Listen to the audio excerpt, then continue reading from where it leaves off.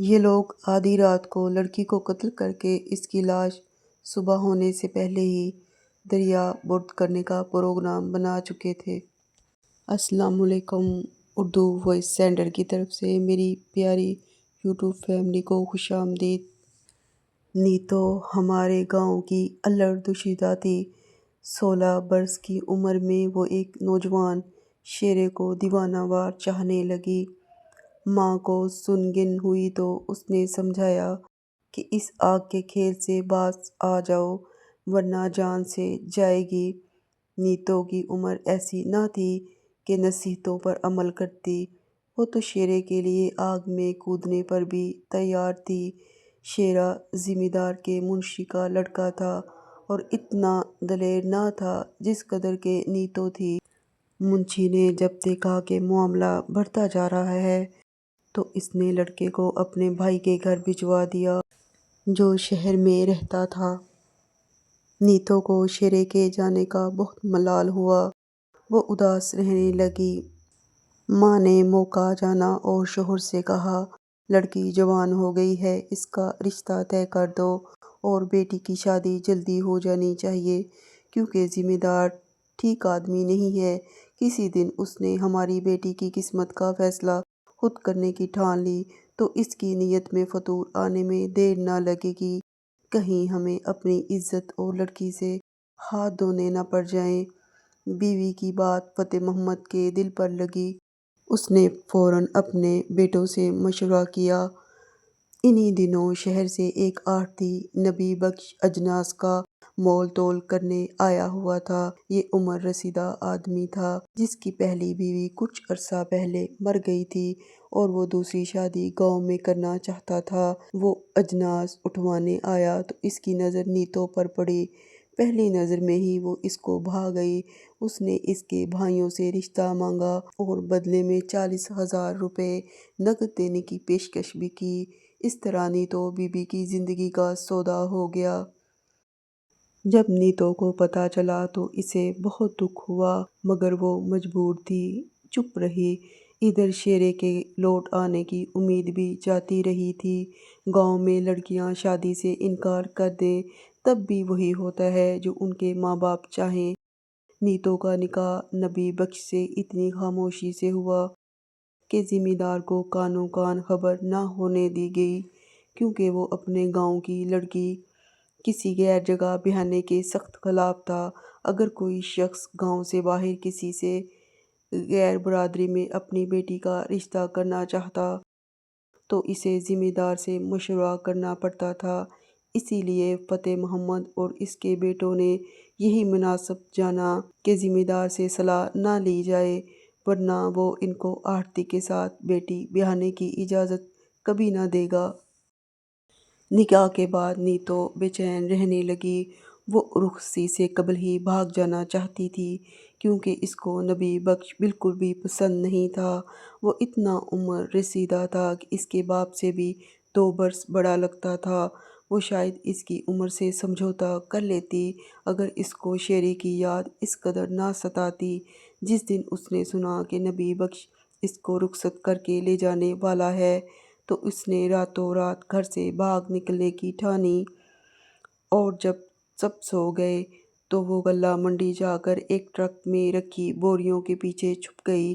ان ٹرکوں پر دن بھر سامان لادا جاتا تھا، پھر وہ رات کو کسی پہر سفر پر روانہ ہو جاتے تھے۔ وہ اپنے بھائی کے کپڑے پہن کر نکلی تھی، سر پر پگڑی باندھ کر اس نے اپنا چہرہ چھپا لیا تھا۔ عموماً دیہاتی مرد رات کو سفر کرتے ہوئے سرد ہوا سے بچنے کے لیے ایسا کر لیتے ہیں۔ جب وہ مردانہ لباس پہنے منڈی آئی تھی تب وہاں 2 ٹرک کھڑے تھے جن پر لادی مکمل ہو چکی تھی۔ مزدور اپنا کام کر کے جا چکے تھے اور ڈرائیور ابھی بس آنے ہی والا تھا۔ ان ٹرکوں کو رات 10 بجے چلنا تھا۔ نیتو کا لباس کسی مزدور لڑکے جیسا تھا۔ اسے ٹرک پر چڑھتے کسی نے دیکھا بھی ہوگا تو اسے مزدور لڑکا ہی سمجھا ہوگا۔ جب ٹرک بہاولپور پہنچا تو ایک لڑکے نے اس کو دیکھ لیا جو اس ٹرک پر رکوالی کے لیے ساتھ چلتا تھا۔ ڈرائیور اس وقت ہوٹل پر چائے پینے کے لیے اترا تھا۔ لڑکا بوریوں کی طرف گیا تو اسے اونٹ میں ایک سایہ سا نظر آیا۔ وہ بولا، ادھر کون ہے؟ نیتو ڈر کر اور دبک گئی۔ تب لڑکے نے اس کے منہ پر ٹارچ کی روشنی ڈالی تو دیکھا سامنے ایک چاند سا چہرہ چمک رہا تھا۔ نیتو نے جلدی سے اپنے چہرے کو ڈھانپ لیا۔ رکھوالا لڑکا قریب آ گیا اور پوچھا، کون ہو تم اور یہاں کیوں بیٹھی ہو؟ تب نیتو نے ہاتھ جوڑ کر کہا تو وہ اس کے پاس بیٹھ گیا اور بولا، اب سچ مچ بتا دو۔ وہ بولی، بتاتی ہوں مگر ہاتھ جوڑتی ہوں کہ میرے بارے میں کسی کو نہ بتانا۔ پھر اس نے اپنا سارا احوال کہہ دیا اور رو رو کر بنتی کرنے لگی کہ مجھ پر رحم کرو اور مجھے تم کسی محفوظ جگہ پہنچا دو۔ لڑکا ڈرائیور کے لوٹ آنے سے پہلے اس کو لے کر اترا اور اپنے مالک کے گھر آ گیا۔ ٹرک کا مالک ایک خوشحال کھاتا پیتا ذمہ دار تھا۔ ذمہ دارنی نے نیتو کا حال سنا اور ترس کھا کر اسے اپنے پاس رکھ لیا۔ جس ذمہ دار کے پاس نیتو کو پناہ ملی تھی وہ کوئی ایسا ویسا آدمی نہ تھا، ایک تگڑا ذمہ دار تھا۔ اس کا نام اللہ یار تھا۔ اس نے اپنے ملازم کو کہا، لڑکی نے ہم سے پناہ مانگی ہے اور ہم نے اس کو پناہ دی ہے۔ میں یہ کام تمہارے ذمہ لگا رہا ہوں کیونکہ تم میرے بھروسے کے آدمی ہو۔ تم اس لڑکی کے گاؤں کے ذمہ دار رب نواز کو ہمارا پیغام دو کہ تمہارے گاؤں کی لڑکی بھاگ کر میرے علاقے کی حدود میں آ پہنچی ہے۔ وہ چونکہ نکاح یافتہ تھی اس لیے ہم نے اس کو مروا دیا، کیونکہ نکاح یافتہ لڑکی کے لیے اپنے شوہر کو دھوکہ دے کر بھاگ آنے کی ہمارے پاس یہی سزا ہے۔ اگر تم اس کی برآمدگی میں کامیاب ہو جاتے تو یقیناً تم بھی اس کو یہی سزا دیتے۔ بس وہ اپنے انجام کو پہنچ گئی ہے، لہٰذا اس کو ڈھونڈنے میں اپنا وقت ضائع مت کرنا۔ میں لڑکی کے ورثاء کو کچھ رقم جو ان کی اوقات سے بھی زیادہ ہے بھجوا رہا ہوں۔ اس رقم سے ان کی اشکشوئی ہو جائے گی۔ ذمہ دار رب نواز کو پیغام مل گیا۔ وہ ایک سمجھدار آدمی تھا، جان گیا کہ اللہ یار کا مطلب کیا ہے۔ وہ اس کے اثر و رسوخ سے بھی واقف تھا، لہٰذا فتح محمد کو بلا کر کہا کہ اب آرام سے گھر بیٹھے رہو، لڑکی تم کو نہیں ملنے والی، تم اس کو مردہ سمجھ کر بھول جاؤ۔ میں نے بھی اس معاملے سے ہاتھ اٹھا لیا ہے۔ اگر وہ میرے علاقے کی حدود میں ہوتی تو بھگانے والوں سے خود نمٹ لیتا، مگر اب یہ باہر کا معاملہ ہو گیا ہے۔ تم کو رقم بھی تمہاری مرضی سے مل گئی ہے۔ آڑتی سے لی ہوئی رقم لوٹانے کے بعد بھی تم 2 بیگھے زمین آسانی سے خرید سکتے ہو اور یہ گھاٹے کا سودا نہیں ہے۔ اگر لڑکی کے خون سے ہاتھ رنگ بھی لیے تو اس سے کیا حاصل ہوگا؟ جو بدنامی تمہاری قسمت میں لکھی تھی وہ تو مل چکی ہے۔ نبی بخش کے پاس اب اس کے سوا کوئی چارہ نہ تھا کہ لڑکی کے عوض رقم اٹھا کر ڈب میں ڈال کر چلتا بنے۔ ایسے معاملات میں ذمہ دار اپنے قبیلے کے ذمہ داروں کی بات مان لیتے ہیں۔ لہٰذا رب نواز نے بھی منشی کے معاملے سے ہاتھ اٹھا لیا اور مطمئن ہو کر بیٹھ گیا۔ نیتو کے بھائیوں نے تھوڑا بہت جوش دکھایا مگر باپ نے ان کو سمجھا دیا کہ شکر کرو ہم بیٹی کے خون میں ہاتھ رنگنے سے بچ گئے۔ تم یہ رقم لو اور زمین خریدو یا عورت، بس بھاگی ہوئی بہن کا خیال اب ترک کر دو، اسی میں عافیت اور سلامتی ہے۔ ہم 2 ذمہ داروں سے ٹکر نہیں لے سکتے۔ ان کی بہن کس کے ساتھ بھاگی تھی اس کی تو ان کو خبر ہی نہ تھی، پھر وہ کس کا تعاقب کرتے؟ اوپر سے رب نواز نے بھی ان کی اشکشوئی کے لیے اپنی طرف سے 10,000 کی رقم دے دی تاکہ وہ اس کے زیر نگیں رہیں۔ ادھر نیتو تو کسی کے ساتھ نہیں بھاگی تھی، وہ ذمہ دار کی بیوی سے کہتی تھی کہ عمر بھر آپ کی خدمت کروں گی، کہیں نہیں جاؤں گی، بس آپ مجھے میرے دیس واپس نہ بھیجنا۔ مجھے نبی بخش کی گھر والی بننے سے مر جانا منظور ہے۔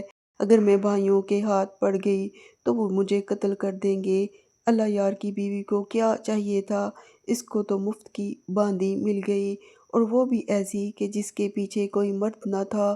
وہ کسی آشنا کے ساتھ نہیں بھاگی تھی، تنہا آئی تھی۔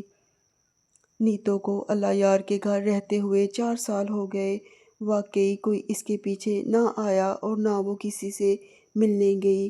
اللہ یار اور اس کی بیوی کو یقین ہو گیا کہ یہ مظلوم لڑکی محض اس وجہ سے گھر سے بھاگی کہ اس کو عمر رسیدہ آڑتی کی بیوی بننا منظور نہ تھا۔ بہرحال ان 4 سالوں میں وہ بھی یہاں خوش رہی، بلکہ وہ نکھر گئی، کیونکہ ذمہ دار کی بیوی بڑی ہنس مکھ اور دریالو تھی، اچھا کھانا دیتی، اس کی ہر ضرورت کا خیال رکھتی۔ نیتو یہاں بے خوف ہو کر رہتی تھی۔ ایک دن وہ کسی کام سے استبل کی طرف گئی تو وہاں سائیں کے پاس شیرے کو دیکھ کر حیران رہ گئی۔ یہ اس کی قسمت تھی کہ جیتے جی اس کو محبوب کے درشن ہو گئے تھے، ورنہ ایسا ممکن تو نہ تھا، اس نے سوچا بھی نہ تھا کہ وہ کبھی شیرے کو دیکھ پائے گی۔ سائیں ایک بوڑھا آدمی تھا، وہ اس کے سامنے شیرے سے کھل کر بات نہ کر سکی۔ بس اتنا معلوم ہو سکا کہ اس کے گاؤں کے ذمہ دار رب نواز نے اللہ یار خاں کے پاس گھوڑوں کی خرید و فروخت کے سلسلے میں شیرے کو بھیجا تھا۔ شیرے نے سن رکھا تھا کہ نیتو مر چکی ہے، اس لیے اسے زندہ دیکھ کر وہ حیران رہ گیا۔ اس نے اپنے گاؤں کے ذمہ دار سے فریاد کی کہ جس لڑکی کو اللہ یار خاں کے کہنے کے مطابق وہ مرحوم سمجھتے تھے، وہ تو زندہ ہے، اسے میں نے اپنی آنکھوں سے دیکھا ہے، وہ اللہ یار خاں صاحب کی بیگم کی باندی ہے۔ انہوں نے آپ کو جھوٹا پیغام دیا تھا۔ اب ذمہ دار رب نواز کی عزت پر بات آ پڑی کہ اپنے گاؤں کی لڑکی اگر مجرم تھی تو سزا بھی اس کے گاؤں کے ذمہ دار کو دینا چاہیے تھی، کیونکہ اس علاقے کی رعایا کی قسمت کے فیصلے کرنے کا وہی مجاز تھا۔ لڑکی کے ورثاء بھی روتے پیٹتے رب نواز کے پاس پہنچے کہ ہم کو انصاف چاہیے، ہماری لڑکی کسی دوسرے ذمہ دار کے گھر پر ہو، یہ ہم سے برداشت نہیں ہو رہا، ہمارے مالک تو آپ ہیں۔ رب نواز نے ان سے افسوس کا اظہار کیا اور اجازت دے دی کہ وہ اللہ یار خاں کے پاس جا کر لڑکی کو واپسی کا مطالبہ کر سکتے ہیں۔ اگر وہ لڑکی حوالے کرنے میں آنی گانی کرے تو پھر بات کرنا۔ نیتو کے باپ نے اللہ یار کے پاس جا کر سینہ کوبی کی کہ یہ کیسا ظلم ہے کہ ان کی لڑکی کو ان کے حوالے نہیں کیا جاتا۔ اللہ یار نے کسی بری نیت سے تو لڑکی کو نہیں رکھا ہوا تھا، لہٰذا اس نے کہا کہ تم کو بے شک اپنی لڑکی کو لے جاؤ اور مجھے اعتراض نہیں ہے، میں نے تو صرف ان کی جان بچانے کی خاطر اسے اپنے پاس پناہ دی تھی، مگر پہلے مجھ سے وعدہ کرنا ہوگا کہ لڑکی کو تم قتل نہیں کرو گے۔ یہ گھر سے بھاگی ضرور ہے، لیکن کسی کے ساتھ نہیں بھاگی تھی۔ 4 سال میں ایک بار بھی کوئی اس سے ملنے نہ آیا اور نہ اس نے میری حویلی سے باہر قدم رکھا۔ فتح محمد اور اس لڑکوں نے قسم کھائی کہ وہ نیتو کو قتل نہیں کریں گے اور نہ ہی اس کو کوئی نقصان پہنچائیں گے، نہ اس کی شادی زور زبردستی سے کریں گے۔ یہ وعدہ کر کے وہ نیتو کو لے تو آئے، لیکن ان کے دلوں میں فتور تھا، ان کو غیرت کے نام پر قتل کر کے پھانسی چڑھ جانے کا بھی کوئی خوف نہ تھا۔ وہ اس کو مردانگی سمجھتے تھے۔ گھر لا کر انہوں نے نیتو کو کمرے میں بند کر دیا اور خود سر جوڑ کر بیٹھ گئے کہ اس کمذات لڑکی کو کس طرح ٹھکانے لگانا چاہیے۔ اگر پھر بھاگ گئی تو کیا ہوگا؟ دوبارہ بدنامی ہوگی، سارا گاؤں پھر سے تھو تھو کرے گا، جبکہ پہلے ہی وہ کافی سب کی اٹھا چکے تھے۔ انہوں نے ذمہ دار رب نواز سے بھی اس مسئلے پر بات کرنا مناسب نہ سمجھا کہ وہ بھی نیتو کی جان بچانے کے آڑے آ سکتا تھا۔ شوہر اور بیٹوں کی یہ گفتگو ماں نے سن لی اور چوکنی ہو گئی۔ وہ جانتی تھی کہ اب بیٹی کی جان کو شدید خطرہ ہے اور وہ کسی طرح اسے بچا نہ پائے گی۔ یہ لوگ آدھی رات کو لڑکی کو قتل کر کے اس کی لاش صبح ہونے سے پہلے ہی دریا برد کرنے کا پروگرام بنا چکے تھے۔ رات ہو گئی اور وہ اسے دکھانے کو سوتے بن گئے تو یہ بھی چپکے سے اٹھی، دروازے کی کنڈی کھولی اور بیٹی کو کچھ سمجھایا، پھر اسے اپنے کپڑے پہنا کر خود اس کے کپڑے پہن لیے اور بولی، میں نے شیرے کو خبر کر دی تھی، وہ نہر کے پاس گھوڑی لیے تیرے انتظار میں ہوگا، تو کھیتوں سے چلی جانا، پھر ماں بیٹی ایک دوسرے سے گلے لگ کر اس طرح روئیں کہ حلق سے آواز نہ نکلی، مگر سارا وجود لرز رہا تھا۔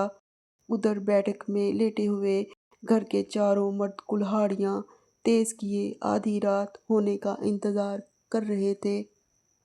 نیتو ماں کے کپڑے پہنے باہر نکلی اور ماں اس کی چارپائی پر لیٹ گئی۔ دونوں کی جسامت تقریباً ایک جیسی تھی۔ اندھیرے میں کوئی پہچان نہ سکتا تھا کہ ماں لیٹی ہوئی ہے یا بیٹی سو رہی ہے۔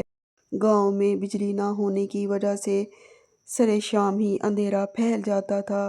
نیتو دبے قدموں کھیتوں میں سے چھپتی چھپاتی چلی گئی۔